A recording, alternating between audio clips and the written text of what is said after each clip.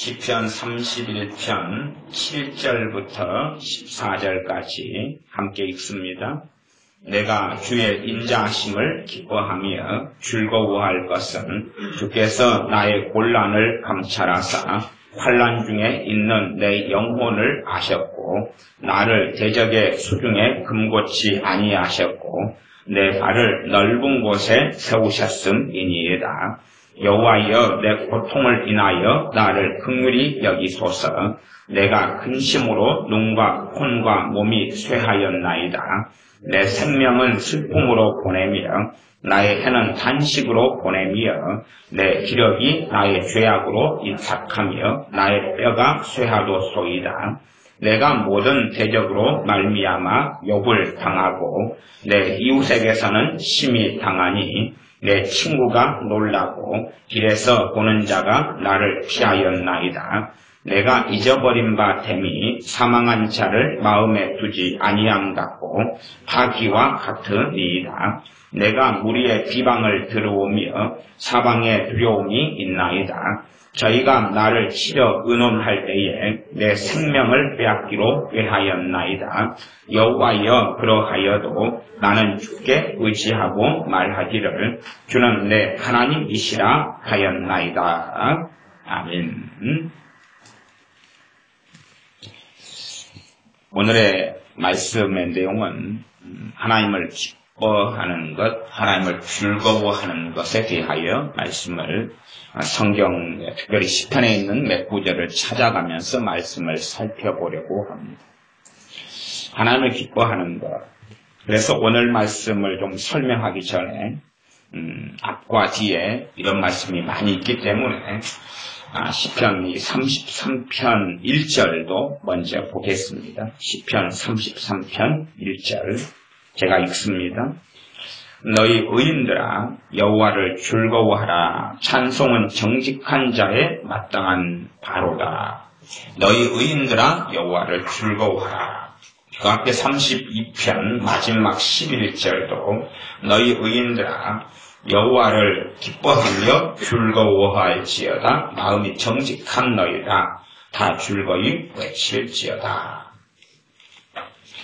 하나님이라는 이 호칭과 말은 전 세계 나라 사람들은 다 가지고 있는 말입니다. 본래가 한 인류의 조상에서 태어나서 살아오다가 노아 시대 때 하나님께서 홍수로 이 땅을 멸망하시고 다시 노아로부터 다시 인류가 시작되었습니다. 그렇기 때문에 이 땅에 살고 있는 황인종이든 백인종이든 흑인이든 간에 다 노아의 후손입니다. 참 감사하게 지금의 과학은 많이 발달하여서 흑인이나 백인이나 황인이나 다 한 사람에게서 태어났다는 것이 지금은 많이 증명이 되었습니다. 또한 한 여자에게서 모든 여자들이 났다는 것이 과학적으로 다 증거가 되었습니다. 그러하니 얼마나 과학이 발달해서 오히려 하나님의 말씀이 얼마나 정확한지를 드러내는 그러한 말씀이 되겠습니다. 실제로 이 성경을 읽고 연구하다가 정말로 많은 사람들이 기적을 체험하고 또한 하나님의 말씀을 통하여 과학이 발달해 왔습니다. 우리가 옛날에 모세 시대 때 모세의 이 엄마 또 모세의 아빠가 모세를 이 엽청으로 이렇게 갈대 상자에 담아서 그걸로 이제 틈을 메워가지고 보냈다. 이런 구절을 사람들이 읽으면서 그 중에 어떤 사람이 엽청이 무엇인가? 이것이 기름이구나. 기름, 석유의 찌꺼기 기름이구나. 그러면 이 애굽 나일강이 있는 그쪽에가 기름이 석유 단지가 있다는 이야기인데 그리고 그걸 조사하고 성경 읽다가 이제 근래에 들어서 그걸 조사하고 파니까 거기에서 세계 최고의 귀한 단지가 터지기도 했습니다. 그런 것처럼 참 하나님 말씀은 놀랍습니다. 천문학자들 같은 경우도 성경 읽다가 별에 대한 것 또한 천체에 대한 깊은 비밀들을 발견하고 그것을 전제로 해서 천체를 연구할 때에 그 비밀이 깊이 있게 밝혀져 왔습니다. 인체에 대한 것도 하나님께 성경 곳곳에 사람의 몸에 대해서 말씀해 놓으셨는데 이것을 전제로 해서 사람의 몸이나 인체를 알아갈 때에 얼마나 그것이 사람들이 보지 못한 것을 보게 하고 알지 못한 것을 알게 하여서 인체의 비밀이 더 급속하게 드러나게 되는 과학의 발전을 가져왔습니다. 그러한 성경과 과학에 대한 이야기를 하려면 사실은 한도 끝도 없겠습니다. 물론 보통 사람들이 보는 눈에서는 성경에 얼마나 놀라운 것들이 밝게 드러나지 않는 부분들은 충분히 많이 있겠습니다. 똑같은 것을 보아도 보지 못하고 들어도 듣지 못하는 경우는 참 많겠습니다.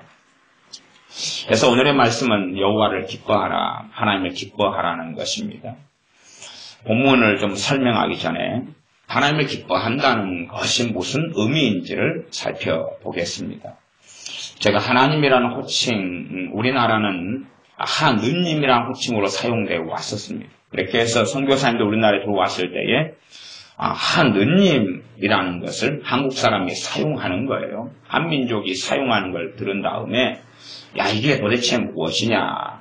이 나라는 대부분 불교를 믿는 나라가 되었는데 이상하게 이 한국 사람들에게 외국에 양키, 호쟁이 선교사님들이 와가지고 예수님에 대해서 하나님에 대하여 증거하고 전하는데 이 사람들은 불교를 믿는다 그러는데 한편으로는 전혀 불교 부처하고 아무 상관없는 그러한 하느님이란 존재를 믿더라 하는 거예요. 이상하다.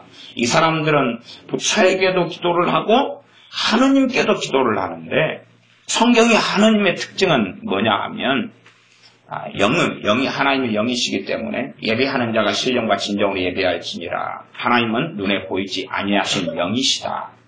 그러니 하나님은 형체를 만들지 말라, 우상을 만들지 말라 말씀하셔서 하느님을 찾아가고 살펴보니까 아무런 뭐가 없어요. 아무런 뭐가 없어요. 그래서 일반적으로 하나님에 대하여 계시가 모든 민족마다 노아를 통하여서 다 알려지고 바벨탑 사건을 통하여 전 세계 인류가 언어가 혼잡게 되어 흩어졌습니다. 그러니 각 나라 민족마다 이제 하나님에 대한 일상적인 단어를 가지고 있어요. 다 역사를 추적하면 다 가지고 있어요. 우리가 이슬람교 같은 경우는 알라신이다 그러면 그 알라란 말이 일상적으로 그냥 하나님이란 말이에요. 하나님이란 그 나라의 단어예요. 또 중국에 있는 상제라는 것이 우리나라에 넘어왔잖아요. 중국에는 하나님이란 단어가 상제. 일본 같은 경우는 가미가제 그럽니까?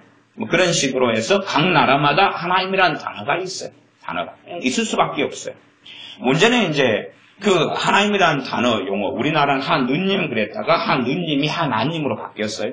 우리나라는 좀 너무 사람들이 착한 것 같아요. 그래가지고 맞춤법 통일안을 한번 정리하면서 하느님은 하늘에서 리을이 탈락한 거죠.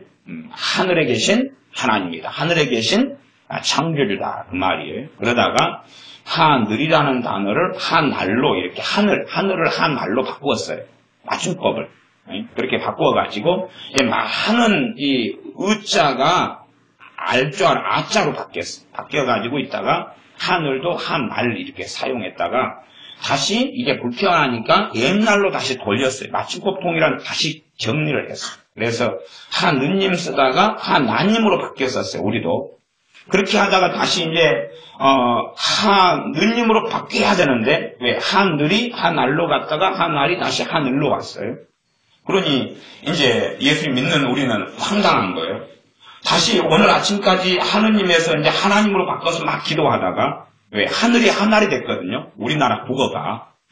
그러다가 다시 하늘이 하늘로 변했어요. 그러니 아침까지는 하느님 기도하다가 그 다음에 하나님 기도 여기까지는 바꿨는데 다시 하나님 기도하다가 하느님 기도가 좀 곤란해서 우리는 그대로 쓰자. 대신에 성경은 정확하게 하나님은 한 분이시다. 그러니 한 분 하나님에 대한 신학적인 중심을 거기에 두자. 그 전에 하느님은 창조주 하나님, 전능하신 하나님의 중심을 두고 이제는 한 분이신 하나님에 대한 중심을 두면서 그대로 하나님을 쓰자 해서 지금까지 왔어요.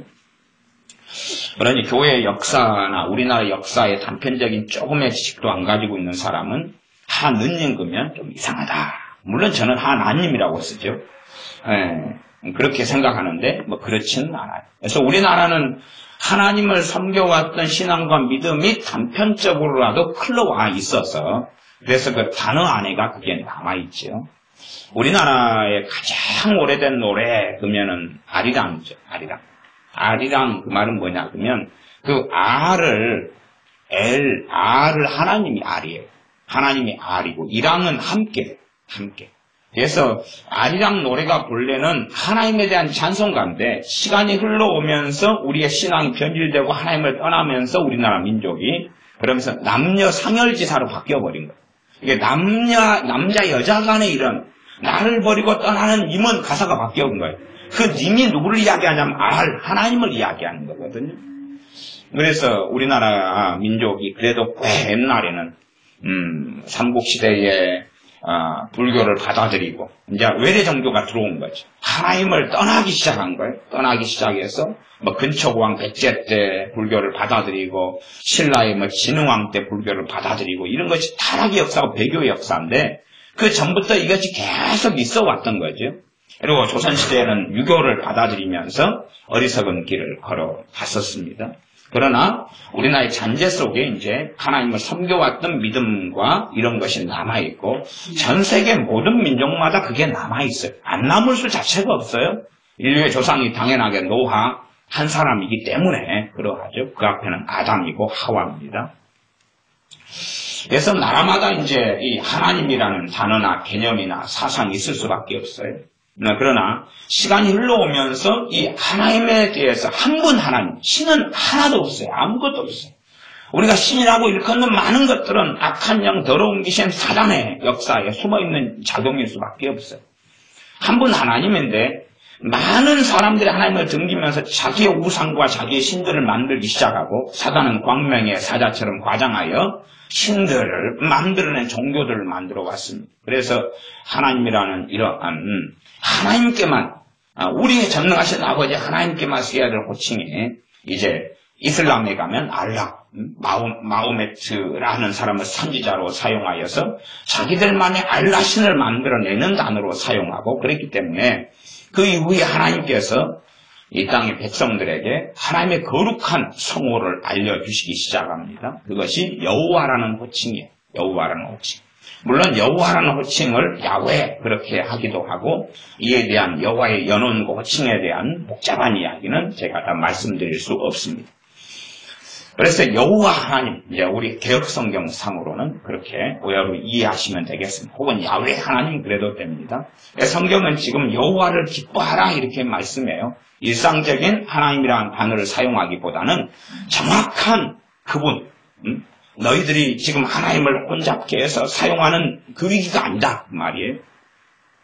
제 친할머니께서 하나님을 정말 열심히 믿으셨어요. 참 열심히 믿으셨어요. 교회를 다니셨다는 이야기가 아니라 참 독특한데 섬에 사시면서 아침마다 일어나가지고 목욕 재개를 하시고 그리고 기도를 했어요. 하느님께. 아침마다 참 신기해요. 불교를 믿은 것도 아니고 딴 걸 믿은 것도 아니고 내용은 없어요. 정한수 한 그릇 떠놓고 아침에 새벽에 일어나서 꼭두새벽에 일어나서 목욕하고 정한수 한 그릇 떠놓고 하느님께 기도를 했어요. 뭐 지금이야 살아계시면 100살이 훨씬 넘으시는데 근데 그렇게 하셨어요. 제 아버지가 막내셨기 때문에 막내하고 형님 차이가 한 20년 이렇게 차이 나니까 또 제 어머니도 막내고 그러니까 사실 친할머니라고 나이가 굉장히 많으시죠. 그래서 이 새벽마다 꼭두새벽에 일어나가지고 기도를 했어요. 대신에 말씀은 없어요. 그 하나님이 어떤 분인지에 대한 건 없고 상식적으로 그냥 하나님께 하여튼 기도를 했어요. 그런 것이 이제 우리 제 친할머니처럼 이렇게 내려와가지고 말씀 없는 신앙이지만 하나님을 섬기는 뭔가가 남았는데 참으로 하나님은 나는 여호와라. 나는 스스로 있는 자니라. 나는 자존하는 하나님. 나는 누구냐? 나는 스스로 존재하는 영원한 전능의 하나님이다. 라고 자신을 계시해 오셨습니다.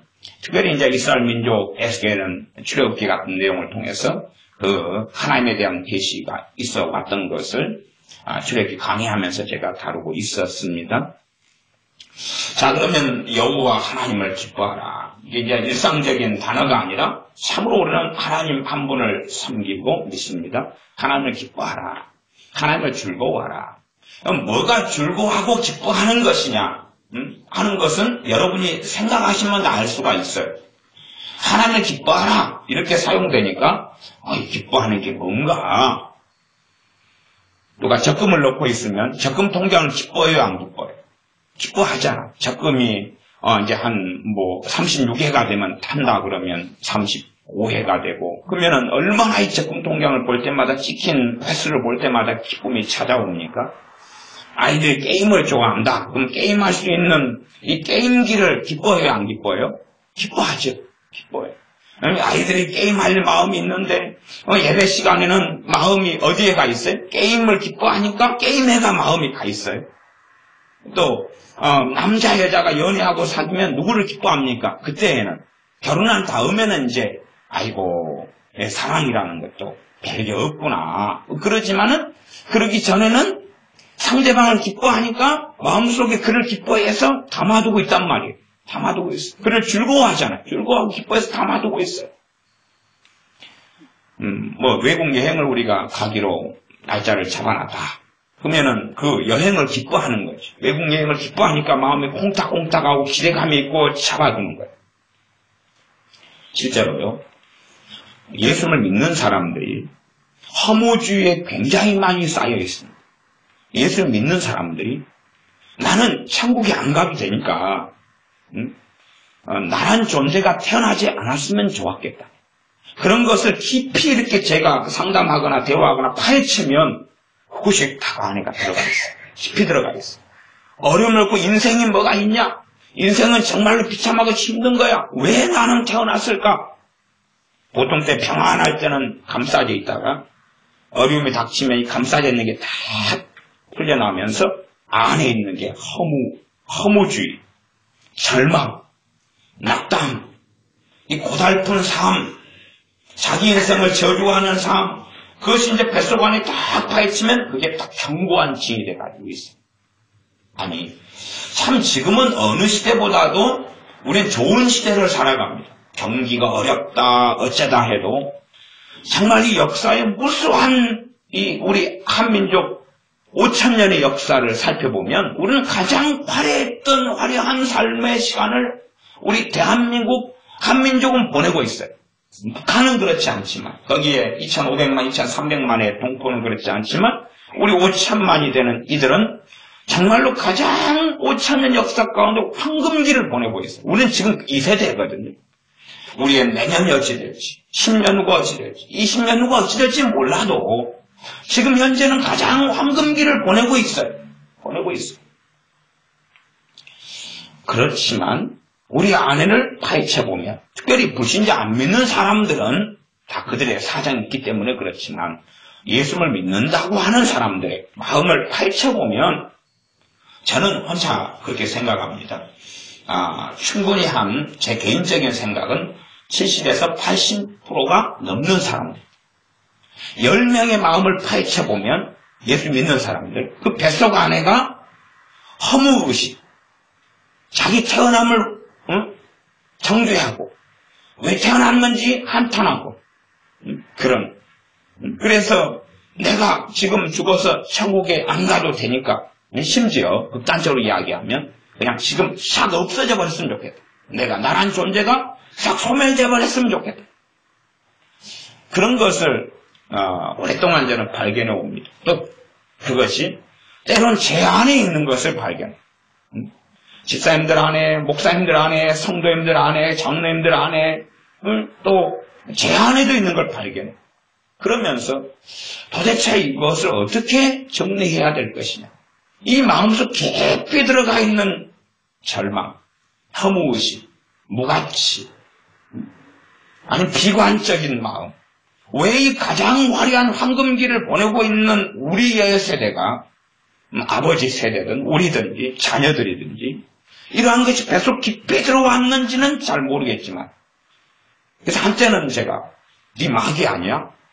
뱃속 안에 이렇게 차려본 마귀 아니야? 근데 아무리 연구하고 물리치고 쫓아내도 마귀는 아닌 것 같아요. 마귀 역사가 관여됐을 수는 있지만, 그러면 도대체 이것을 어떻게 해결할 것이냐? 어떻게 해결하지? 어떻게 이걸 해결하지? 하나님 말씀에는 그 정답표가 다 있는데 어떻게 해결하지? 어떻게 해결하지? 그리고 답을 찾아낸 것이 여호와를 기뻐하라입니다. 여호와를 즐거워하라. 여호와를 기뻐하라, 즐거워하라. 하나님을 즐거워하고 기뻐하지 않으면 진정한 우리 존재의 의미를 찾지 못합니다. 하나님 안에서만이 우리는 존재의 의미와 가치를 가져요. 우리 교회 애들 중에서 몇 명은 참이 큐브를 좋아합니다. 큐브는 뭐냐 하면 이렇게 네모 상자인데 이걸 맞춰가지고 한 면 색깔을 이쁘게 한 색깔로 맞추는 거예요. 무진이가 큐브 하는 것, 또 현민이가 큐브 하는 걸 보면 막 손이 요란하게 돌아가요. 저도 이제 옛날에 큐브를 좀 어릴 때 좀 해보다가 내 IQ는 도저히 못 따라가. 그리고 포기했었는데, 요즘에 큐브 설명을 들으니까 이제 저도 할 수 있겠어요. 간단하더만요. 원리가 시간이 걸리더라도 한쪽 방향으로만 착착착착착착착만 계속 반복하면 완성이 되더만요. 더 빠른 방법도 있지만. 그래서, 역시 인터넷 세상이 좋아. 큐브 맞추는 법 검색하니까 착착착착착착 이렇게 하면 된대. 이렇게 계속 돌렸다. 이렇게 돌리고, 이렇게 돌리고, 이렇게 돌리고, 이렇게 돌리고, 이렇게 돌리고, 이렇게 돌리고 계속 반복하면 된다는 거예요. 애들이 가르쳐 주더만요. 인터넷에서 배웠다고.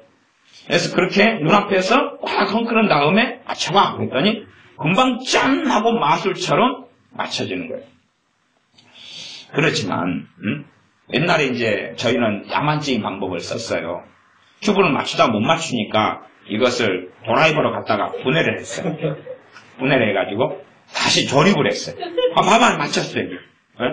옛날에는 큐브 맞추는 법이 풍성하지 않아가지고.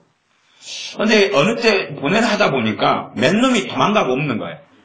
분해해가지고 어떻게 했는데 이것이 정확하게 잘 조립을 안 해놓으면 어쩌다가 충격이 가면 탁 이러고 후두둑 흩어져 버려요.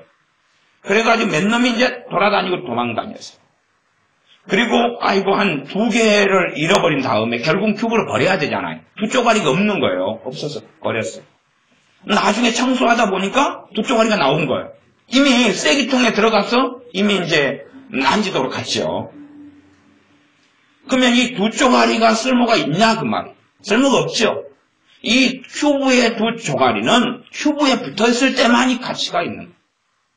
왜 예수를 믿는 사람들이 자기 인생에 허무가 들어오고 절망이 들어오고 무가치가 들어오느냐? 주님께 그가 붙어있지 않기 때문에요. 신학적인 이야기를 하려는 게 아닙니다. 하나님을 참으로 즐거워하고 기뻐하는 사람들만 그 안에서 하나님 안에서 존재 의미를 발견해요. 자신의 가치를 거기에서만이 찾습니다. 그러나 하나님을 기뻐하지 않는 사람은 당연한 결과. 그래서 제 안에서 제가 인생의 허무의식과 무가치함과 절망과 비관과 내가 태어나지 않았더라면 좋았을 것을 하는 것이 내 안에 발견되고 이것이 많으면 많은 만큼 저의 인생과 삶이 하나님을 기뻐하고 하나님을 즐거워하지 않고 살아왔다는 열매인 것을 보았어요.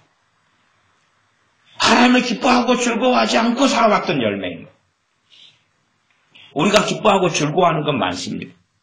여러분의 자녀가 참 여러분을 행복하게 할 때는 여러분의 자녀를 우리의 마음 안에서 뭐합니까? 기뻐하고 있고 즐거워하고 있어요.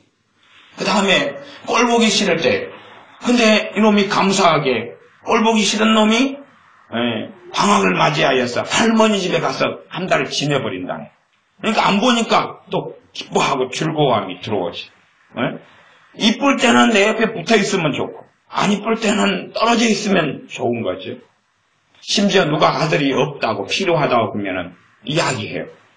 아들 우리 집에 있으니까 데려가라. 입양하든지 데려가든지 공짜로 주겠다고. 그러나 상대방은 안 받아주죠. 우리의 마음에 기뻐하고 즐거워하는 거예요. 한때 우리 정사님이 화분을 너무 좋아했어. 이런 꽃을 좋아해가지고 막. 그래서 신방을 2시에 신방을 가정에 예배드리러 가기로 약속을 했는데 2시가 돼도 기다려도 나타나질 않는 거예요. 2시까지 도착해야 되는데 2시까지도 나타나질 않아요. 그래서 요즘에 저 양반이 기뻐하고 즐거워하는 것이 화분이지. 그래서 저 양반이 우리 교회까지 걸어오는 길에 화원이 있어. 그 화원으로 체포하러 가야 되겠다. 그리고 화원으로 체포하러 가면 화원에가 이 식물에가 빠져가지고 있는 거예요. 와, 이것도 사다 놔야 되고 이것도 사다 놨으면 좋겠고 빠져 있는 거예요. 왜요? 식물은 뭐 하니까요? 기뻐하고 즐거워하니까. 기뻐하고 즐거워하니까. 기뻐하고 즐거워하니까. 기뻐하고 즐거워한다는 의미는 뭔지 아시죠? 이제 아시죠? 여러분 지갑에 돈 있으면 돈 1,000원짜리는 별로 안 기뻐하고 안 즐거워하죠. 그러나 50,000원짜리는 기뻐하고 즐거워해요, 안 해요? 50,000원짜리 즐거워하고 기뻐하잖아요. 우리는 다 알아요, 이제. 알아요. 형이상학적으로 생각하지 마시고 하나님을 기뻐한다. 하나님을 즐거워한다. 여호와를 기뻐하고 즐거워한다. 이것을 우리가 이제 이해하고 알아요. 그럼 이제 성경의 본문을 살펴보면서 우리가 정말 말씀대로 어떻게 하나님을 기뻐하고 즐거워하는가에 대한 이야기를 좀 더 깊이 들어가겠습니다. 일단 31편이 오늘의 본문이었습니다. 31편 7절부터 보겠습니다. 7절, 내가 주의 인자하심을 기뻐하며 즐거워할 것은, 주의 인자하심은 앞에 지금 33편이나 32편 근처만 봤을 때는 여호와를 즐거워하라 그랬고 31편은 주의 인자하심은 자비입니다. 자비하심이에요. 또한 사랑하심이, 주께서 나를 사랑하심, 주께서 나에 대한 mercy 혹은 love, 그분이 나를 사랑하시는 것을 기뻐하며 즐거워해라. 주께서 나의 곤란을 감찰하사 환난 중에 있는 내 영혼을 아셨고, 우리가 생각하는 하나님을 기뻐하고 하나님의 인자하심을 기뻐하는 것에 대한 내용하고 좀 비슷합니다. 우리가 어려움 중에 하나님이 우리를 건져내주면 하나님은 정말 그래도 내가 이렇게 부족한데도 내 기도를 들어주셨구나. 하나님께서 하나님의 자비하심이, 인자하심이 너무 크셔. 그리고 그건 기뻐합니다. 우리하고 내용은 비슷하게 일단은 보여요. 8절, 나를 대적의 수중에 금고는 가둬버리는 것입니다. 금고 안에 여러분이 집어넣잖아요. 귀한 물건을. 그것처럼 그렇게 갇혀버리는 거예요. 대적은 원수입니다. 나를 미워하는 사람들.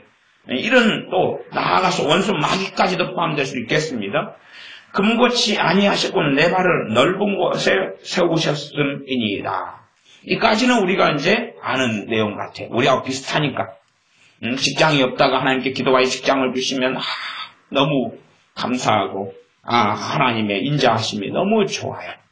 하나님 내 기도에 응답해 주셔서 너무 감사해요. 이까지는 비슷한데 문제는 9절부터 이어지는 것입니다. 이 사람은 지금 일단은 과거에 하나님께서 얼마나 이 다윗이라는 하나님의 사람인데 이 사람에게 인자하심을 베풀어 오셨는가를 상고하고 나아가서 지금 현재는 극심한 어려움과 환난 가운데 있는데 하나님의 인자하심을 즐거워하고 기뻐하는 내용을 이야기하고 있다는 사실이에요. 9절, 여호와여 내 고통을 인하여 나를 긍휼히 여기소서. 내가 근심으로 눈과 콩과 몸이 쇠하였나이다. 지금 왜 제가 시편 31편에 대한 것을 제가 장황하게 말씀을 드리냐 그러면, 물론 장자도 아직 시작 안 했습니다. 그리고 황자로는 끝나지 않을 거고 잠깐 하고 지나가겠지만 왜 그걸 설명드리냐 그러면 33편 1절 같은 경우에 여호와를 즐거워하라 그렇게 나왔는데 앞에가 너희 의인들아 이렇게 나왔어요. 너희 의인들아 이렇게 나와서 너희 의인들아 때문에 제가 설명을 하려고 그러는 것입니다. 우리가 그러면 우리는 죄인이잖아. 믿음으로는 의인이고 실제의 생활은 계속할 죄 가운데 살아가. 그러니 너희 죄인들아 그렇게 나오면 우리가 정죄가 있고 자책이 있고 기도도 안 되고 실패하고 죄도 많이 짓고 넘어질 때는 너희 죄인들아 그러면은 우리가 아멘 우리한테 한 이야기구나. 우리가 기도도 잘 되고 성령 충만하고 그럴 때 너희 의인들아 그러면 그래 아멘. 그렇지만 두 개 다가 있으면 좋겠는데 우리도 성령 충만하고 은혜가 많고 기쁨이 있고 기도도 잘 되고 말씀의 은혜도 있고 생활도 잘 되고 그럴 때 이제 너희 의인들아 그럴 때는 좋은데 우리가 안 될 때가 많단 말이에요. 기도도 안 될 때가 많고 또한 죄 가운데 허덕일 때도 많아요. 그러니 그걸 대비해가지고 한 구절 정도는 너희 죄인들아 여호와를 기뻐하며 즐거워할지어다 그렇게 나오면 우리가 좋겠다 그 말이에요. 근데 그게 없으니까 이제 난점으로 제시하는 거예요. 너희 의인들아 이렇게 나왔어요. 그러면 시편의 의인과 악인에 대한 것이 시편의 핵심 주제 가운데 하나입니다. 당연하게 핵심 주제는 예수 그리스도입니다. 전능하신 우리 아버지 하나님과 우리 주 예수 그리스도가 시편의 핵심 주제입니다. 핵심 주제고 시편 2편에는 여호와와 그 기름 부음 받은 자를 그렇게 해서 그리스도에 대한 이야기로서 시작해갑니다. 그 다음 핵심 주제는 뭐냐 그러면 의인과 악인에 대한 것이 핵심 주제. 의인과 악인 계속 반복돼 나옵니다. 의인과 악인에는 중의적인 의미가 있어요. 중의적이다 그 말은 여러 가지 의미를 담고 있다 그 말. 그 중에서 크게 두 가지 중의적인 의미를 가지는데 하나는 우리는 믿음의 조상 아브라함의 후손으로서 살아갑니다. 아브라함은 하나님 말씀을 믿음을 통하여 의롭다함을 받았어요. 예수를 믿는 사람들도 주님께서 십자가에 달리신 것에 대한 복음의 말씀, 구원의 말씀을 듣고 믿어요. 믿으면서 의롭다함을 얻은 사람들입니다. 그러한 믿음으로 얻는 의에 대하여 너희 의인들아 하고 말씀하시는 것이 하나가 있고 또 하나는 앞뒤 문맥을 통해 계속 살펴보면 하나님 말씀대로 이 사람이 살아가는 사람인가? 그러한 의인인가? 아니면 항상 못돼 먹은 짓, 악한 짓만 하고 살아가는 악인인가? 이에 대한 두 가지 말씀이 계속 섞여갑니다. 시편 150편 전체가 섞여가요. 그래서 극단적으로 이해할 때는 어떨 때는 이건 의인이라는 것은 행동 똑바로 하고 하나님을 기쁘게 하고 말씀대로 살고 깨어있는 삶을 살고 좁은 길을 걸어가고 하나님 말씀을 다 순종하고 하나님을 다 기쁘게 하는 삶을 사는 사람들 이렇게만 너희 의인들아를 이해할 수가 있고 또 다른 극단으로 가면 우리 행위나 삶에 대한 건 배제한 채 그냥 우리가 예수 영접만 했으면 다 의인이야. 그러니까 무조건 해당이 돼. 교회 다니고 예수 믿는다 그러면 다 해당이 돼. 그렇게 하는 이 양극단으로 흘러가 버릴 수 있어요. 이제 그런 문제에서 우리는 이 중의적인 의미라는 것을 기억하는 가운데 어떤 관점에서는 이게 믿음으로 난 의를 포인트로 잡고 하시는 말씀이고 어떨 때는 우리의 삶을 돌아보게 하시면서 하시는 말씀이구나 하는 것을 살펴볼 수가 있습니다. 그러면 일단은 시편 31편의 본문의 내용을 좀 통해서 지금 33편 너희 의인들아 여호와를 즐거워하라 해서 너희 의인들아 할 때에 우리같이 죄가 많고 잘 넘어지고 쓰러지는 우리를 포함하고 있는 말씀이라는 것을 일단 논증을 하려는 것입니다.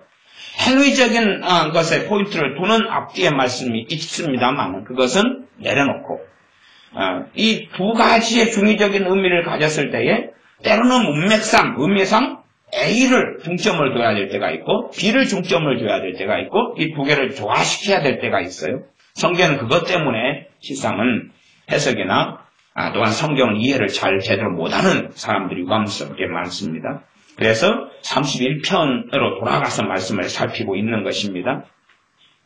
31편 9절 여호와여 내 고통을 인하여 나를 긍휼히 여기소서 내가 근심으로 눈과 콘과 몸이 쇠하였나이다. 이 사람은 정말로 몸도 그 다음에 눈도 콘도 몸도 너무 약해졌다. 힘들다. 너무 고통스럽다. 이 정도 되면 기도가 잘 나옵니까? 안 나옵니까? 기도가 잘 안 돼. 기도가 잘 되지 않아요. 정말로 힘들 때, 정말로 어려울 때, 그때는 기도가 필요할 때입니다. 그러나 그때 기도가 잘 되는 사람이 있고 안 되는 사람이 있어요. 잘 안 되는 것이 일반적 우리의 경험입니다. 경험인데 문제는 경험은 문제가 있는 거예요. 경험은 틀릴 때가 너무 많아요. 우리의 체험은 틀릴 때가 많아요. 정말로 우리가 지치고 넘어졌고 힘들고 절망이 오고 우리 온몸과 마음이 쇠약해져 버렸을 때, 그럴 때는 어느 때보다 기도가 필요할 때인데 우리의 경험은 기도가 안 되는 걸 경험해요. 왜 기도가 안 되는 걸 경험합니까? 내 자신을 의지하기 때문에 그래요. 내 자신을 오리하기 때문에 그래요. 하나님께서 우리 예수를 믿는 사람들에게 우리의 몸과 마음과 혼이 쇠약해지는 것을 경험하게 하셔요. 그 때가 되면 내가 정말로 누구를 의지하는가가 드러나는데, 그때가 되면 건강하고 돈이 잘 벌리고 직장생활을 잘하고 또한 사회적인 성공을 거두고 원하는 게 이루어지고 평안하고 이럴 때는 내가 무엇을 의지하는가는 잘 드러나지 않아요. 그러나 잘 풀리지 않고 절망이 찾아오고 힘들고 어려울 때는 내가 의지하는 것이 무엇이었느냐가 드러나요. 우리가 죄 가운데 허덕일 때는, 그때 죄 가운데 허덕이면서 쓰러져 있을 때는 내가 누구를 의지하고 있는가, 무엇을 의지하고 있는가가 드러나고, 그때에 주님을 의지하는 사람은 기도가 되기 시작해요. 왜? 가장 기도가 필요할 때니까. 그러나 나를 의지하는 사람은 기도를 시작했다가 한숨만 나와요. 휴. 그리고 다시 자고, 다시 나를 의지하는 사람은 다시 한숨만 나와요. 그리고 앉아서 한탄만 해요. 기도는 기도처럼 보이지만 한탄만 하고 근심만 해요. 서러워만 해요. 서러워요. 기도를 등장해서, 그래서 눈물 흘리고 한탄하고 서러워하고, 그러니 그것은 오래 못하지요. 장례식에서 오랫동안 슬퍼서 우는 것은 오래 할 수 있어요. 3박 4일도.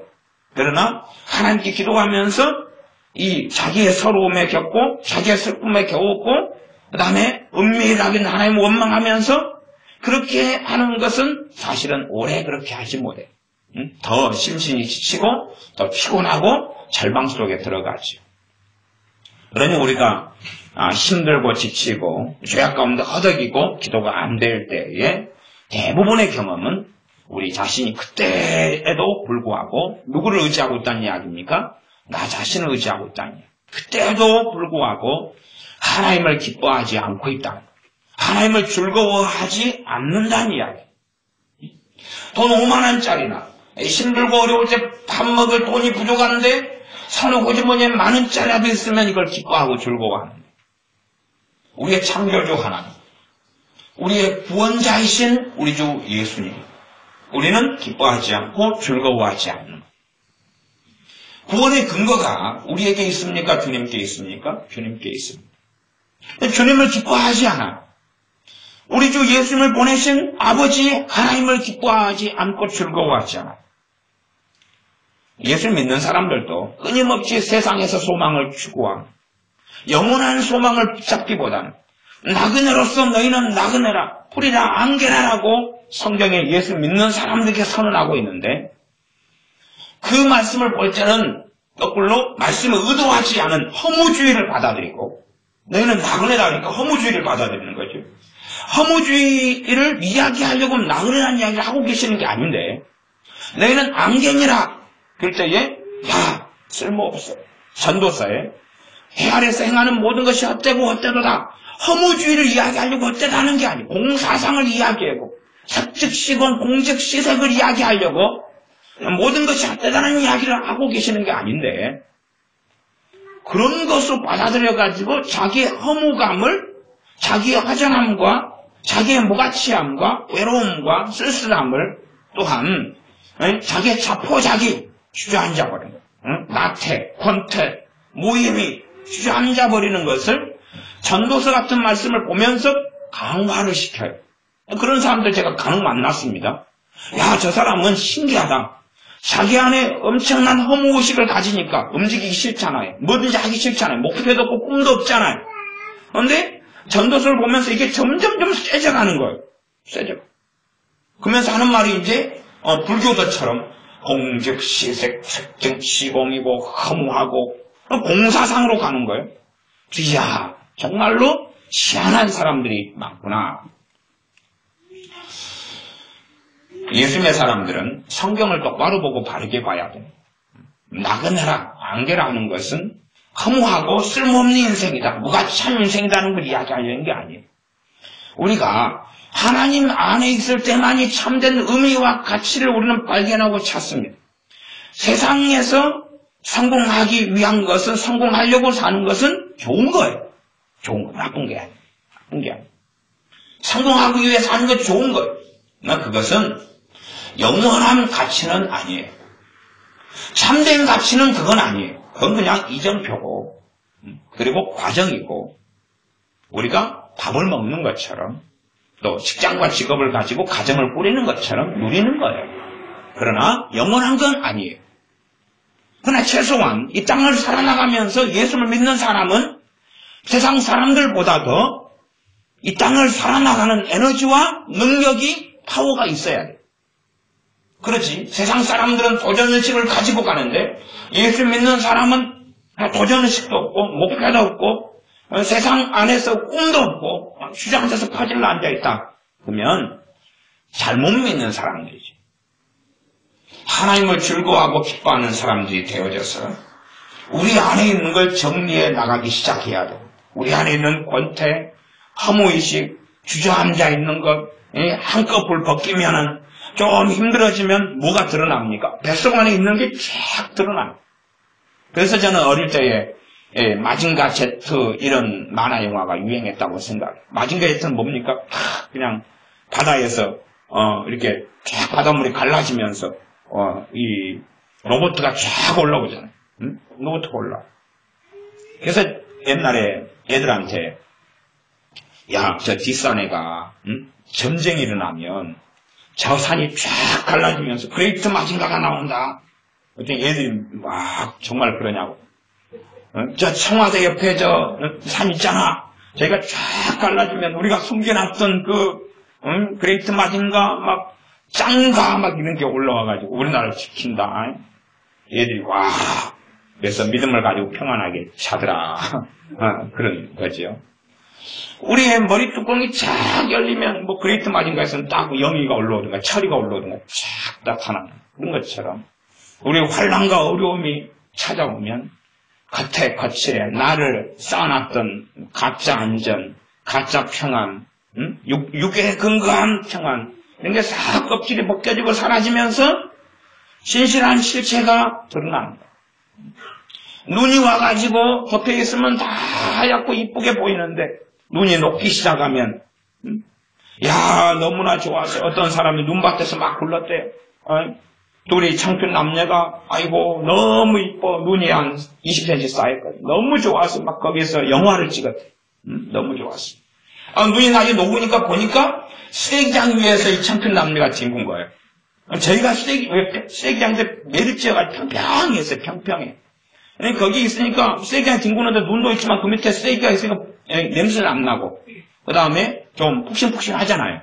그래서 청춘 남녀 거기서 영화를 찍고 막 자기가 나 잡아봐라 그러고 엎어지면서 막 가고 있는데 놓고 난 다음에 자기들이 놀던 곳을 보니까 그게 쓰레기장이에요.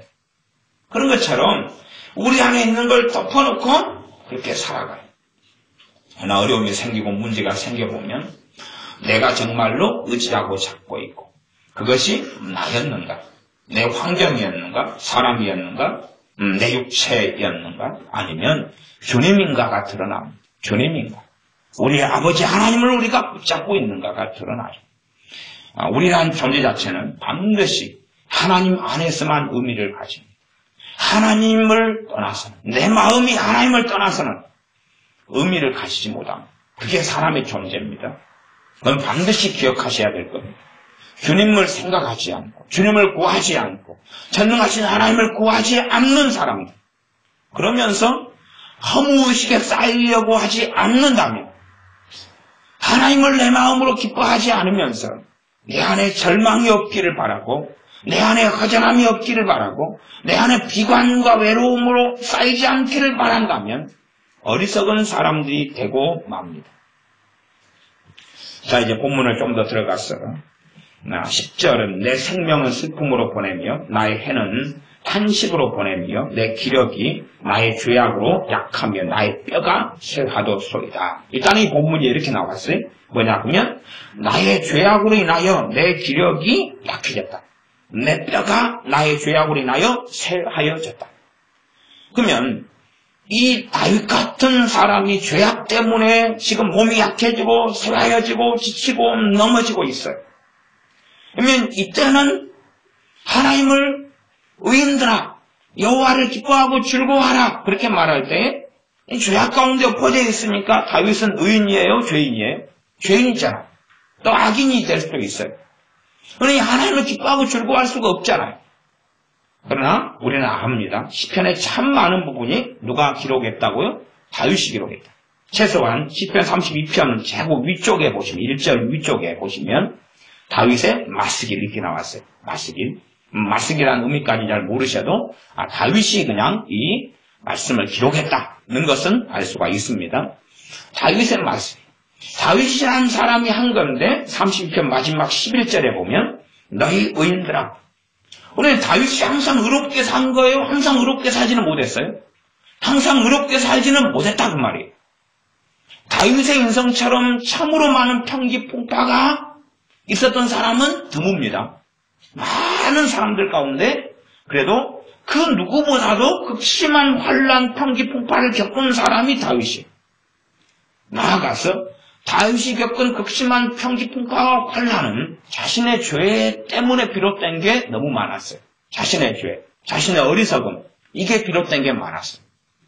그러하며 너희 의인들아 여호와를 기뻐하며 즐거워할지어다 이렇게 하나님께서 다윗에게 말씀을 주셔서 말씀을 기록하지만 내일 모레가 되면 다윗은 자기 죄에 자빠져 버릴 수도 있는 사람. 그 다음에는 이제 자기가 다윗 선지자입니다. 다윗이라는 선지자 자신을 통해 하나님께서 말씀을 주셨지만 자기가 이 말씀을 읽어보니까 죄 가운데 허덕이고 며칠 지난 다음에 자빠져 있을 때는 자신한테 해당이 돼요? 안 돼요? 안 되는 걸. 그러나 그게 아니라는 이야기. 근원적으로 의인들아 그럴 때는 두 가지 의미를 다 가지고 있어요. 다 가지고 있어요. 출발점은 뭡니까? 우리의 의의 근원은 우리 주 예수 그리스도밖에 없어요. 구약의 하나님을 섬겼던 사람의 의의 기준도 우리 주 예수 그리스도이며 전능하신 하나님만이 자신의 의의 근거고 기준이에요. 최소한 의롭게 살려면 하나님의 은혜가 임해야 되고 의롭게 살려면 죄가 뭔지 의로움이 뭔지 하나님으로부터 말씀이 오고 계시가 와야 돼요. 하나님께서는 구약시대의 사람들에게 하나님 말씀을 주셔서 무엇이 하나님을 기쁘게 하는 것이고 무엇이 죄악된 삶인지를 가르쳐 주셨기 때문에 또한 하나님의 그 은혜가 있었기 때문에 노아라 할지라도 하나님께서 노아에게 은혜를 베푸셨기 때문에 노아가 의인된 삶을 살 수 있었다라고 성경이 잠깐 기록됩니다. 그러하며 의인들아 너희 의인들아 하는 기본 안에는 뭐가 깔려있냐 그러면 전제 두 가지 중의적인 의미인데 출발점을 버려버리면 안 돼요. 말하자면 이때는 이것이 A라는 해석이고 이때는 B라는 해석이다 이런 것 자체가 좀 곤란하다 그 말. 이 너희 의인들 할 때는 두 가지를 다 포함하고 있다고. 다 포함하고 있어. 다 포함하고 있는데 나무가 있으면 나무 줄기가 있고 그 다음에 나무 가지가 있어서 열매가 맺히겠죠. 감나무가 있으면 뿌리가 있고 그 다음에 뿌리에서 싹이 난 다음에 감나무가 되고 거기에서 잎이 피고 감꽃이 피고 때가 되면 감이 맺히겠죠. 그러면 감 뿌리에 해당되는 것, 나무의 뿌리에 해당되는 것 이것이 의의 근거가 자기에게 있느냐 하나님께 있느냐는 것. 하나님께 의의 근거가 있어서 그래서 의인이 되어지고 그러면서 그가 뿌리가 심겨지고 나서 의로운 삶이라는 열매를 맺는다는 이야기. 이 두 가지가 이 요소가 너희 의인들아 하고 성경에 의인과 악인에 대한 말씀이 나왔을 때 이것을 함께 이야기하고 있는 거예요. 그것을 인식하고 이해하지 못하시면 상당히 곤란해집니다. 그래서 유감스럽게 많은 분들이 이 시편의 의인과 악인의 해석을 하실 때에 물론 저도 때로는 이쪽에 중심을 두고 설교하고 해석하고 때로는 저쪽에 중심을 두고 해석할 때가 있지만 근원적으로는 이게 통합적으로 하나로 존재해야 된다는 좀 어려운 말씀을 드립니다. 그래서 다윗이라는 사람이 31편, 그 다음 32편, 33편은 저자가 없어요. 그러나 메시지는 동일하고 유사합니다. 너희 의인들아, 32편 11절, 여호와를 기뻐하며 즐거워할지어다. 이 말씀이 언제도 해당됩니까? 다윗이 자기의 죄악 가운데 신음하고 넘어지고 쓰러져 있고 허덕이고 그럴 때 이 다윗에게 해당이 되는 말씀이 해당되지 않는 말씀이에요. 해당이 되는 말씀이라는 것을 우리가 이제 안다 그 말이에요. 시간이 많이 흘렀는데 아직도 모른다 하면 곤란하죠. 제가 지금 논증을 했습니다. 논증을 하고 있어요. 우리가 죄악 가운데 어리석은 허덕이고 있을 때에 내 스스로 힘을 내고 내 스스로 작심하고 결심하고 일어날 수 있는 게 아니란 말이에요. 때가 되면 또 일어나겠지만 그러나 우리 안에 절망과 허무와 비관은 더 쌓여간다. 더 쌓여가. 더 점점점 쌓여가서 더 많이 허덕이고 더 많이 쓰러지고 더 많이 비관하고 더 많이 절망하게 될 거야. 더 빨리. 주기가 빨라져. 주기가. 점점. 석 달에 한 번씩 비관이 찾아왔다가 3일 하다가 다시 석 달이 흐르기 전에 2달 반 되면 찾아와요. 그리고 5일 비관과 절망 속에 사무치고 그렇게 돌아가는 삶. 점점점 강해져. 껍질을 쌓아놓고 있는데 이것이 점점점 약해져가요. 힘을 잃어가죠. 우리 안에 우리 자신의 근거가 아니라 하나님을 기뻐하고 즐거워하는 사람이 돼야 돼. 하나님을 기뻐하고 즐거워해야 돼. 그때에 우리 안에 절망과 비관이 떠나갑니다. 하나님을 기뻐하고 즐거워할 때에 그럴 때에 그분의 하나님께 우리의 의의 근거를 둘 때에 하나님께 우리의 구원의 근거를 두고 하나님께 우리의 능력의 원천과 은혜의 근거를 둘 때에 그것이 하나님을 기뻐하고 즐거워하는 것과 연결되는데 그때에 우리 마음에 또한 우리의 존재의 가치와 존재의 의미를 알게 됩니다. 어떤 가수가 존재의 의미라는 노래를 불렀던가요? 뭐라고 노래 불렀는지는 모르겠어요. 잘 부른 것 같아요. 그러나 내용상은 성경하고는 틀립니다. 존재의 의미는 하나님 안에서만 발견되는 것입니다. 그래서 이 다윗이라는 사람이 우리처럼 10절 같은 경우는 31편 10절입니다. 내 생명을 슬픔으로 보내며 나의 해는 그 연도를 이야기하죠. 지금 올해 보면 그때 해지요. 탄식으로 보내며 내 기력이 나의 죄악으로 약하면 나의 뼈가 쇠화졌소이다. 그러니 이 고통과 처참한 시간을 나의 해는 그렇게 말하니까 짧게 보낸 거예요? 길게 보낸 거예요? 길게 보낸 거예요. 길게 보낸 거예요. 길게 보내면서 자기는 계속 탄식해요. 이 경험을 가진 사람이 다윗이. 그러면서 도대체 어디에서 문제가 있을까? 사람들은 문제의 근원을 어디에 찾냐고 하면 자기의 죄악에서 문제의 근원을 찾아요. 이게 이제 해답이 틀려버린 거예요. 자기의 죄악에서 근거를 찾으면서 정죄하고 자책하는 기도 가운데 주여 회개하나이다 잘못했나이다 그렇게 가요. 그러나 정말로 주저앉아 있을 때 죄악 가운데 탄식하며 절망하며 주저앉아 있을 때에 바른 회개가 되려면 바른 회개가 되고 하나님의 은혜를 받으려면 하나님을 기뻐하고 즐거워할 때 기도가 되기 시작하고 말은 동일하게 하나님 잘못했습니다 하지만 하나는 정죄하는 시간들이다면 자기가 자기를 막 욕을 잡고 자기 머리를 치는 거예요. 치니까 피가 막 흐르죠. 그래도 자기는 못된 놈이 한 대 더 치는 거예요. 욕을 잡고 그냥 이쪽이 머리가 터지죠. 피가 나죠. 그런데 자기가 더 못쓸 놈이에요. 왜냐하면 하나님 잘못했다고 이걸로 짚고 자기를 막 때리고 정죄하고 비난하면서 죽일 놈 썩을 놈 그리고 막 하는데 그 절망이 해결되지 않고 심화되니까 어떻게 해석합니까? 내 죄는 너무나 깊고 커가지고 하나님 용서하시지 않아. 그리고 더 이제 이걸로 자기를 때리죠. 그래도 마음에 시원함이 없죠. 그러니 에라 모르겠다. 기도도 안 되고 잠이나 자자. 아니면은 영화나 보자. 아니면 게임이나 하자. 그리고 이제 다른 세계로 빠져. 노래방이나 가서 그냥 하고 그냥 몰라. 다시 술이나 마시자. 그리고 이제 각자 갈 길로 가더라. 그러나 하나님을 기뻐하고 즐거워할 때 기도가 되기 시작한다는 사실. 하나님을 기뻐하고 즐거워하려면 보면 내 추리한 내 그 더러운 삶에 대해서 내가 하나님께 설 만한 근거를 하나도 발견하지 못하는 것. 다윗처럼. 다윗이 이 해를 보내면서도 이 비관과 절망 속에 지나는 긴 시간을 지나면서 이 다윗이라는 사람은 그래도 하나님을 포기하거나 하나님을 버린 게 아닙니까? 도대체 내가 이 기도의 사람 다윗이에요. 다윗은 기도의 사람 아닙니까? 다윗 같은 기도의 사람은 별로 없어요. 그런데 다윗이 기록한 시가 기도의 시가 중심인데 시편에가 얼마나 많습니까? 그런데도 정말로 긴 시간을 우리가 경험하는 것처럼 절망 속에 있을 때는 기도가 잘 안 돼요.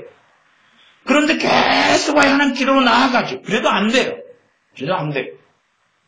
그 가운데 답들을 찾아내는 거예요. 그러면서 하나님의 계시가 와요. 하나님의 말씀이 와요. 그리고 이렇게 그 다음 32편 순서적은 아니지만 33편 이런 말씀들을 기록하는 것이에요. 물론 33편도 다윗이 기록했다 안 했다는 저는 모르겠습니다.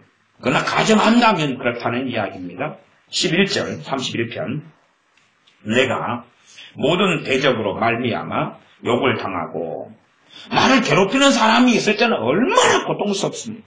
환경이 힘들어도 못 살겠는데 그냥 가정생활 다 보면 시어머니, 아니 친정어머니, 남편, 아내, 자식, 주변 회사, 직장 동료들, 상사들 한 2명이 나를 괴롭혀도 못 살겠다고 말 나올 거예요. 이거 다윗은 그 정도 숫자가 아닙니다. 이게 나의 모든 대적으로 말미암아 욕을 당하고 있다. 수치. 근데 그냥 누가 욕해서 부끄럽다 이걸 굉장히 넘어서는 이야기입니다. 욕을 당하고 내 이웃에게서는 심히 당한다. 그러면 이웃은 멀리 살아요? 가까이 살아요? 가까이 살아요. 가까이 사는데 대문만 나서면 심하게 당하는 거예요. 그러면 하루하루가 얼마나 비참하냐 그 말이에요. 그런 삶을 다윗이 살았다고 지금 이 성경에 기록되고 있는 거예요. 내 친구가 놀라고 길에서 보는 자가 나를 피하였나이다. 괜히 만나면은 모르죠. 돈 꺼달라고. 그렇지 저 앞에 나타나면 저 사람하고 대화하는 것이 다른 사람 눈에 보이면 같이 당할 거 아니 도매금으로. 그러니까 쫙 나타나면 도망가 피하는 거예요. 친구도 어찌 사람이 이리 됐는가.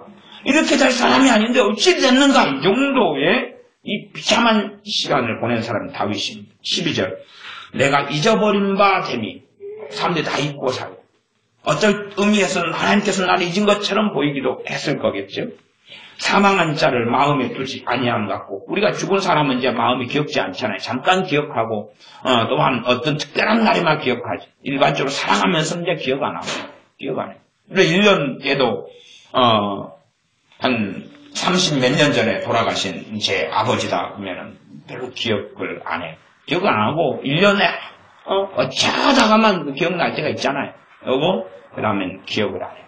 어떨 때는 1년 동안 한 번도 돌아가신 선치를 생각해 보지 않고 이렇게 지나가는 해도 많이 있었던 것 같아요. 그처럼 사망한 자를 마음에 두지 아니해요.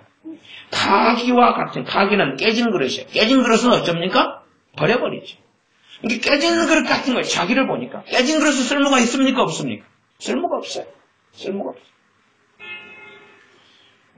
어쨌든 애연되었던 일이 어제 일어났는데 우리 박 집사님 집에 큰 거울이 있었어요. 큰 거울이 있는데 그걸 옛날에 봤어요. 그래서 저 집 식구들은 좀 부주의한 것이 있으니까 조만간 깨질 텐데 그랬더니 그래도 물어봤더니 몇 년 동안 깨지지 않고 있었던 거예요. 왜 그러냐면 큰 거울이 근처에 있으면 건들고 부주의한 사람들 건들 다 깨트려 버리잖아요. 그래서 오래 정도 안은 깨질 텐데 그랬더니 몇 년을 버틴 거 같았어요. 저 식구들의 믿음이 좋구나. 근데 마침 어제 깨진 거예요. 누가 깼는지는 내가 못 들었는데 애들이 어제 이제 그 집에 버글버글 10명이 넘게 막 자고 아파트에서 놀고 그러다가 어떻게 깼겠죠. 누가 부주의했는지 몰라도 드디어 몇 년 전부터 애연된 그날이 왔구나. 근데 이제 줬던 전신 거울이 큰 거 비싸잖아요. 그러면 비싸요. 아마 그 큰 걸, 그냥 이사 다닐 때도 뭐 끌고 다녔겠죠. 그러지 않았을까요? 정말 귀한 건데, 파기는 깨지는 거울 같은 거죠. 깨진 그릇. 이제 깨지고 나니까 쓸모가 없어요. 버리는 일만 걱정인 거예요. 버리는 거예요. 버리는 거. 이런 파기 깨진 그릇 같은 것을 자기를 보고 있는 거예요. 우리 자신이 깨진 그릇 같은 걸 보고 있는 거예요. 누구 안에서만이 우리가 다시 일어나냐 하는 이야기. 우리는 아마 저나 여러분이나 우리 인생이 마칠 때까지 동일한 다윗보다는 훨씬 더 약하지만 그러나 다른 사람이 다리가 잘려도 내 손가락 베는 게 더 아픈 거예요. 그러지 않습니까? 다른 사람이 암이 걸려도 내 감기 걸린 게 나는 더 아픈 거예요. 심지어 가족이라도 아픔은 공유해 줄 수가 없어요. 조금을 공유한다 그러지만 그러나 절대로 사실 그럴 수 없는 거예요. 그러니 다윗이 겪었던 것보다는 훨씬 못하지만 우리 나름에서는 너무 힘든 것을 때로는 경험할 수 있고 우리 인생이 마칠 때까지 경험할 수 있어요. 그러나 당연하게 여기에 하나님 말씀에 놀라운 능력의 비결이 있는 건 당연한 것입니다. 13절 내가 무리의 비방을 들어오며 사방에 두려움이 있나이다. 저희가 나를 치려 의논할 때에 내 생명을 빼앗기로 꾀하였나이다. 무서운 일이죠. 사람들이 모여가지고 원수들이 모여가지고 이제 죽여버리자. 이건 당연하게 우리 주님에 대한 예언이기도 합니다. 하지만 중의적인 의미로서 다윗이 경험했던 일이기도 해요. 다윗이 경험해 왔던 거고 나아가 우리 주님에 대해서 사람을 죽여버리고 항상 꾀었는데 그걸 꾀다는 게 사도행전에 나와 있지 않습니까? 요한복음에 참 많이 나왔고 그런데 주님께서는 그 어려움과 고통과 주님을 죽이려고 항상 사람들의 기회를 엿보고 있는 것을 지나면서 주님의 사역을 완전히 성취하고 이루셨어요. 누구 때문에? 우리 때문에. 주님이 그 고난의 길을 걸어간 그것이 누구 때문에? 우리의 의가 되게 하시고 우리의 의로움이 되게 하시려고 우리의 속죄가 되게 하시려고 우리의 거룩함이 되게 하시려고 주님이 걸어갔던 길이에요. 사복음서에서 주님이 걸어갔던 길은 누구를 위한 걸음입니까? 우리를 위한 걸음이에요. 우리의 의로움의 근거는 그것이 우리가 하나님께 설 수 있는 근거는 그것이 우리가 넘어지고 쓰러질 때에 다시 기도할 수 있는 근거는 거기에 있는 거 주님께 있는 거 우리가 우리 안에서 근거를 찾으려고 하면 잘난 것 없고 멋진 것 없고 깨끗한 것 없고 고상한 것 없고 해놓은 것 없고 성취한 것 없고 성공한 것 없고 가진 게 없을 때는 못 일어나지. 남는 건 자존심밖에 없더라. 그래서는 일어날 수가 없지. 14절 여호와여 그러하여도 나는 주께 의지하고 말하기를 주는 내 하나님이시라 하였나이다. 이게 핵심이에요. 그러하여도 깨지는 파기 그릇 깨져버린 것 같이 되어서 거울 깨져버린 것 같이 쓸모없이 되어서 그래도 여호와여 정확하게 단지 그냥 일상적으로 선교 때부터 말했던 하나님이 아니라 정확하게 여호와 하나님 그분 영화로우신 그분 만군의 하나님 그분 전능하신 하나님 그분 여호와여 그러하여도 나는 주께 의지하고 그러면 여호와 하나님을 주님이라고 했는데 주님께 하나님께 의지해 무엇을 근거로 의지할 수 있을까요? 자기를 근거로요? 우리가 병 치유되는 것도 예수님의 이름으로 치유가 일어납니다. 내 자신에게서 이유를 찾으면 치유가 안 일어나요. 이유를 찾으면서 하나님 내가 이렇게 못되게 살았는데 그래도 되지 않고 내가 이렇게 깨끗하게 살아왔는데요. 그러니 나를 고쳐주십시오도 되지 않아요. 주님을 의지할 때 많이 되는 거예요. 근데 주님을 내가 의지하려고 막 하는데 인간적으로면 우리가 돈이 없어가지고 친정언니한테 전화해서 언니 돈을 좀 이렇게 좀 융통해 줄 수 있어요? 의지하려고 하는데 나도 없어. 그러면 의지가 안 되잖아요. 아니면 누구한테 나는 친한 줄 알고 어려울 때 친구야 좀 도와주라. 나는 네 친구 아니여. 그렇게 될 수도 있잖아. 우리가 하나님께 하나님 좀 내가 힘들고 어렵고 고통스럽고 깨진 그릇처럼 일이 됐습니다. 하나님 의지하려고 그러는데 야 네가 살아온 삶을 생각해봐. 네 나 의지하지 마. 나도 네 도움 안 줘. 그런 게 아니라 주님을 의지할 수 있다는 이야기. 또 의지하라는 이야기죠. 우리의 행동과 삶을 떠나서 우리가 하나님을 어느 때라도 기뻐하고 즐거워해야 됩니다. 그럴 때만이 넘어졌고 쓰러졌던 데에서 일어날 수 있어요. 하나님을 즐거워해요. 적금 통장보다 더. 아니면 내 자식이 가장 이쁠 때보다 더 마음에 두어야 돼요. 하나님을 마음에 둘 때에 기도가 나오기 시작해요. 기도가 나오기 시작해요. 제가 요즘엔 카페에 기도문들을 올리고 있어요. 그러나 기도문들을 그때 읽을 때만 좀 감동이 되는 것도 있고 감동도 없는 것도 많이 있어요. 또 옛날에 하나님의 사람들이 쫙 유명한 사람들이 써놨던 기도문도 있어요.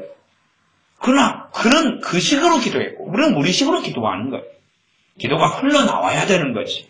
만들어내고 짜집게 하고 해가지고는 사실은 되지 않아요. 대표 기도할 때는 좀 짜집게 해가지고 어쩔 수 없어서 막 사용할 수도 있지만 그러나 우리 안에 기도가 흘러나와야 돼. 흘러나와야 되는 거예요. 하나님을 기뻐하고 하나님을 즐거워할 때 흘러나와요. 하나님을 기뻐하고 즐거워하는 사람은 예배 끝나고 기도할 때나 예배당에 앉아서 기도할 때가 아니라 생활하면서 하나님을 찾아요. 생활하면서 기도를 해요. 뭐 기도를 길게 한다 이런 이야기를 하는 게 아니라요.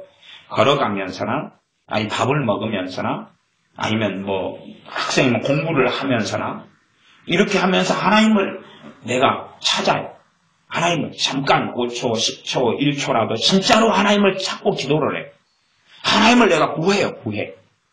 그러나 하나님을 기뻐하고 즐거워하지 않는 사람은 때로는 생활기도 그래서 막 기도하는 것처럼 보이지만 이 마음이 구해지질 않아요. 하나님을 찾아지질 않아요.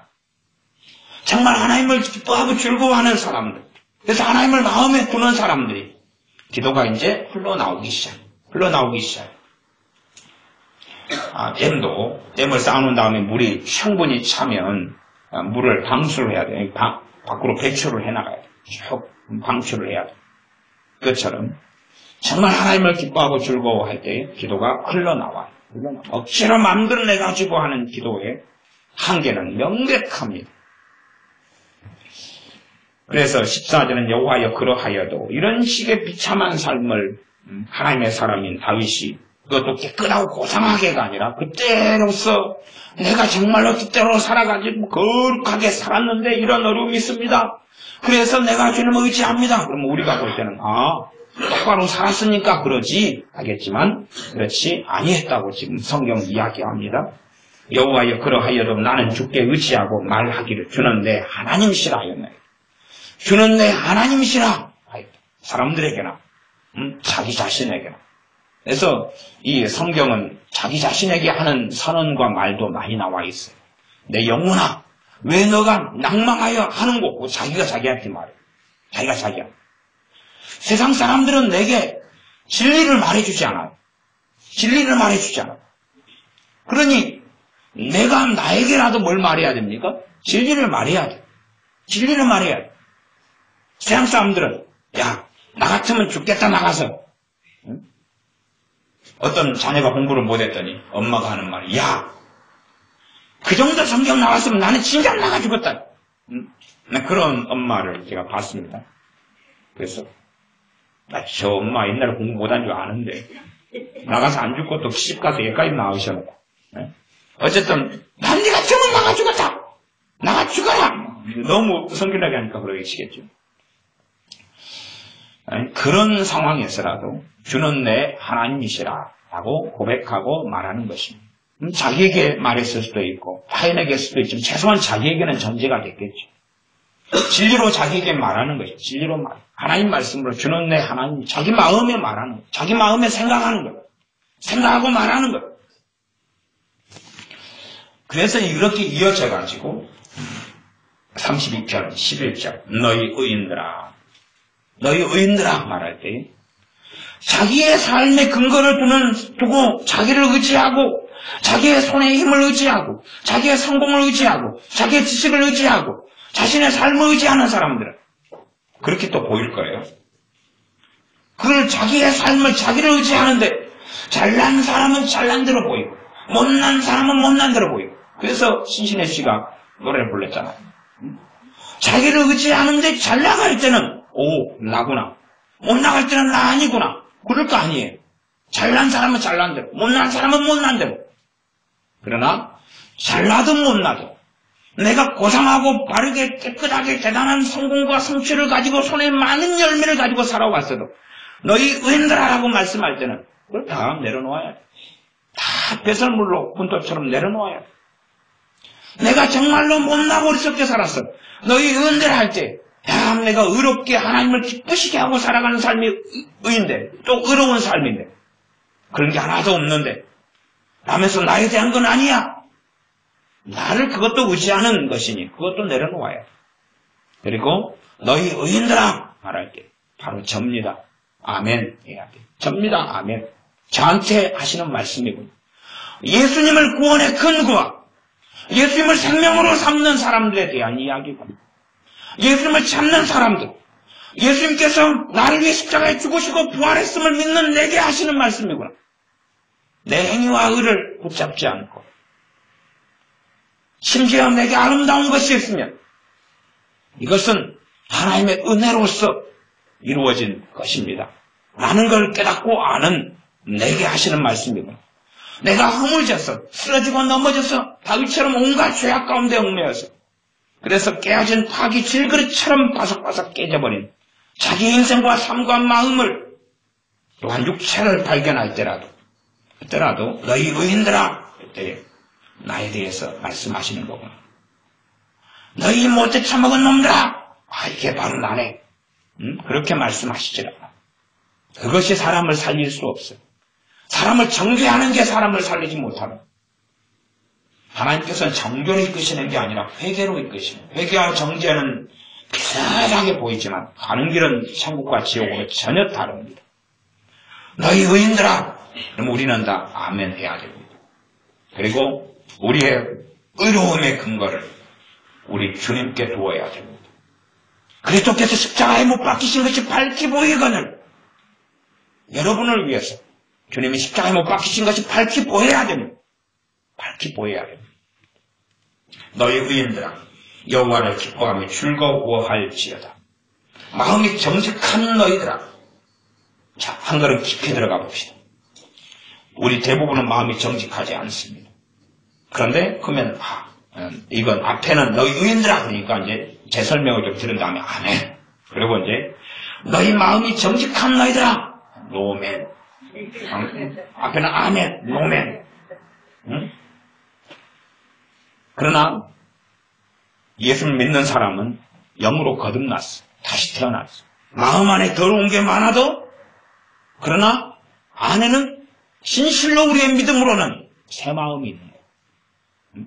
새 마음과 헛 마음의 공존이지만 하나님이 만들어주신 새 마음이 있는 거예요.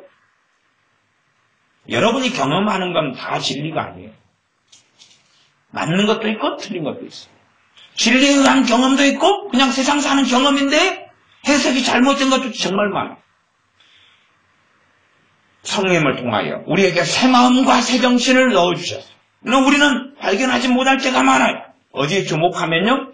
나에 주목하고 내 삶에 주목하고 내 살아온 것에 주목하고 눈을 노티스, 관심을 가지고 그걸 관련하고 뚫어져서 주의 깊게 바라본다면 그런다면 발견하지 못해요.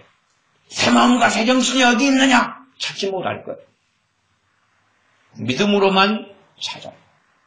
어떤 예수 믿는 사람은 나한테는 마귀가 가득했어요. 저는 진리를 말하겠습니다. 성령님이 당신 안에 계시다. 주님이 당신 안에 함께 계시다고. 마귀가 가득한 게 아니라고. 그런 것처럼 지금 경험하고 있을 뿐이라고. 지금 느낄 뿐이라고 이야기하겠습니다. 틈을 타고 역사하면서 정말로 큰 힘이 있는 것처럼 가장할 뿐이라고. 정말 큰 힘, 위대한 힘이 있는 분은 우리에게 생명을 내어주시고 성령을 통하여 우리 안에 임하신 주님이 내게 계시는데, 우리에게 계시는데 그분이 전능하시다고. Almighty Jesus Christ, 전능하신 주 예수 그리스도라고 그렇게 말하겠습니다. 그러하면 우리가 사단의 역사와 공격을 받아 아무리 지치고 힘들더라도 그런 상황이라도 마귀가 강한 게 아니라 우리 안에 계신 주님이 강합니다. 너희의 승리는 이것이니 너희의 믿음이니라. 주님이 우리 안에 강하시고 주님이 우리를 능하게 하시고 주님이 우리를 새롭게 하십니다. 마음이 정직한 너희들아, 더러운 걸 발견하고 온갖 더러운 것밖에 우리 안에 부정직함밖에 없다고 여겨져도 여러분이 정말로 예수님이 십자가에서 여러분의 죄를 위해 죽으셨음을 믿는다면 새 마음이 있다는 것도 믿으셔야 됩니다. 그게 복음의 내용 속에 들어있습니다. 내 안에 새 마음이 있습니다. 이 새 마음이 향하여 우리 안에 두 마음이 있잖아요. 로마서 7장 두 마음이 있는데 마음이 정직한 너희들아 내가 만들어낸 건 부정직인데 주님이 내게 죽으심과 부활하심으로 내게 주신 건 정직한 새 마음인 거예요. 그래서 이 정직한 새 마음 영을 따라서 살라고 말씀하는 거예요. 마음이 정직한 너희들아 내 행동의 근거를 가지고 보지 말고 내게 정직한 마음을 주신 주님의 근거하여서 아멘 해야 된다는 이야기. 그래서 성경을 제가 시간을 두고 긴 시간을 가지고 설명하고 해석하는 것입니다. 신신혜 씨 말씀대로 그분의 노래대로 따라가는 분이 너무 많으니까 잘나면 잘난 대로 살고 못나면 못난 대로 살고 그 정도 말고는 기억되는 가사가 없어가지고 많이 기억되면 한번 노래 한번 불러드릴 텐데 기억이 안 나요. 짧은 한 토막 말고는 즐거이 외칠지어다. 다 즐거이 외칠지어다.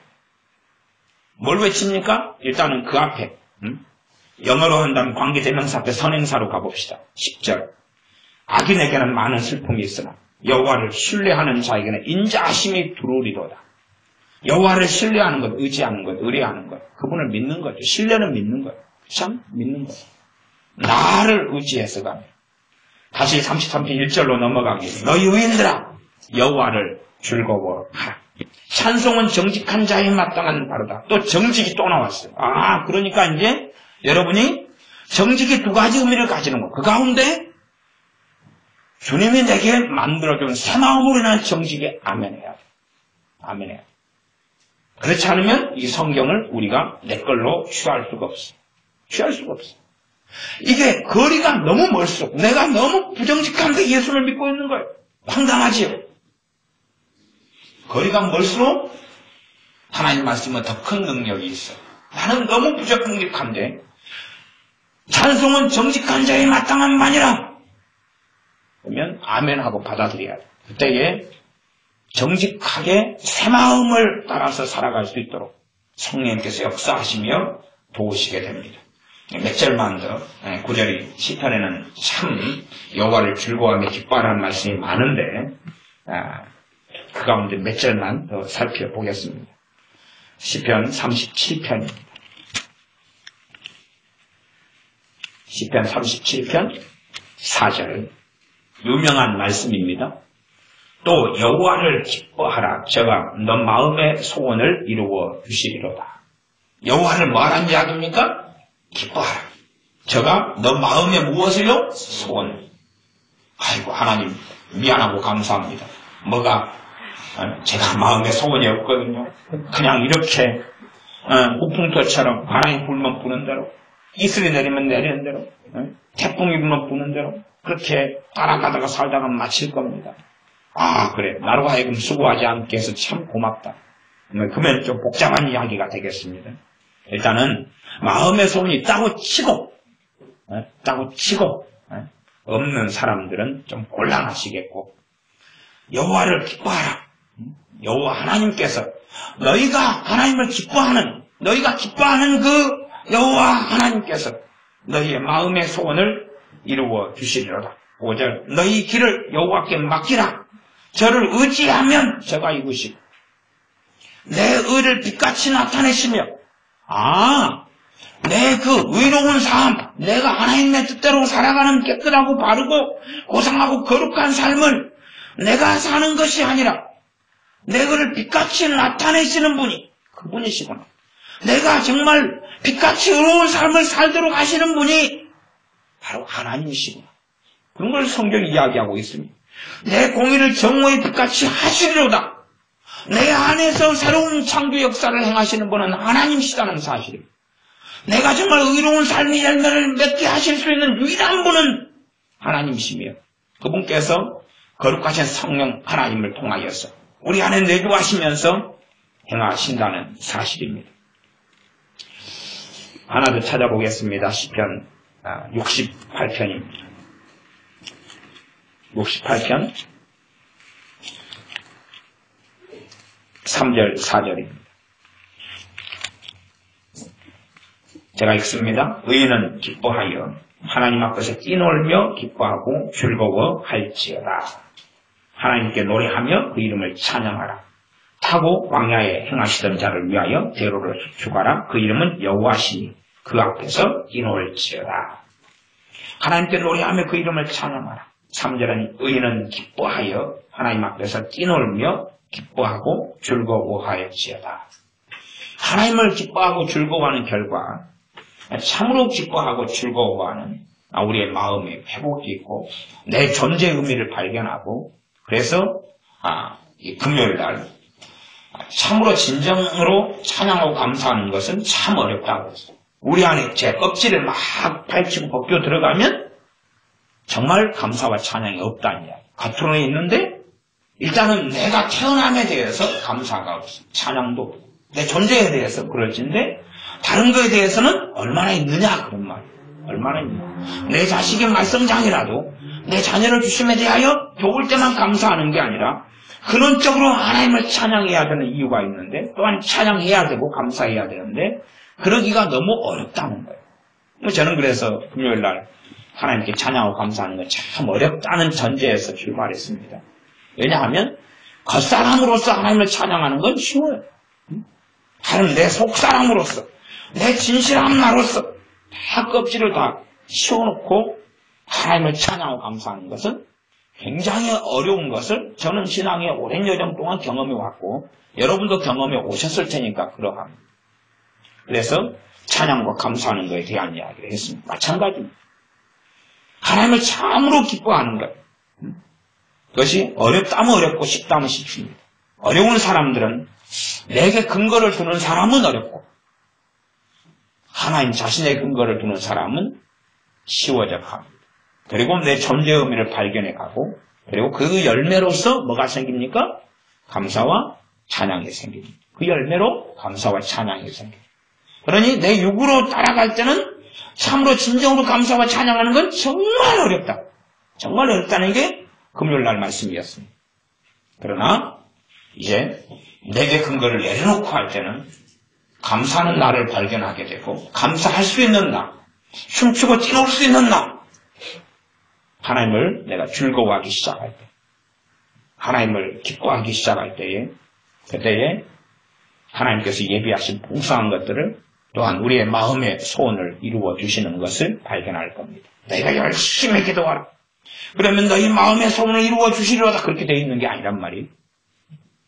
너희가 막 부르짖어 기도하라. 사실 그것도 맞아요. 맞는데 핵심이 빠진 가운데서는 틀린 거예요. 핵심이 빠지면 틀리지. 하나님을 기뻐하라. 여호와를 기뻐하라. 그러면 너 마음의 소원을 이루어 주신다. 하나님을 기뻐하는 가운데 기도하는 것. 하나님을 기뻐하는 가운데 하나님을 의지하고 의리하는 것. 그때에 우리의 마음의 소원을 이루어 주십니다. 기도하겠습니다.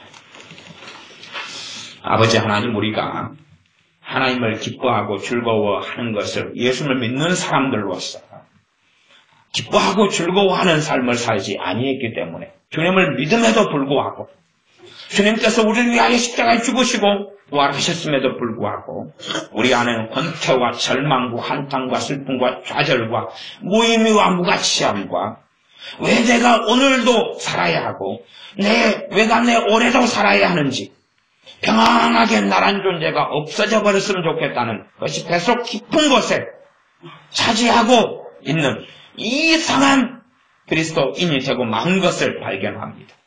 그러므로 우리가 다시금 하나님 말씀에 주목하여 여호와를 기뻐하라, 여호와를 즐거워하라는 말씀에 우리가 주목합니다. 아내를 가진 사람은 아내를 즐거워하고 기뻐하라 하는 것 이상으로 참으로 우리의 아버지 하나님을 우리가 즐거워하고 기뻐합니다.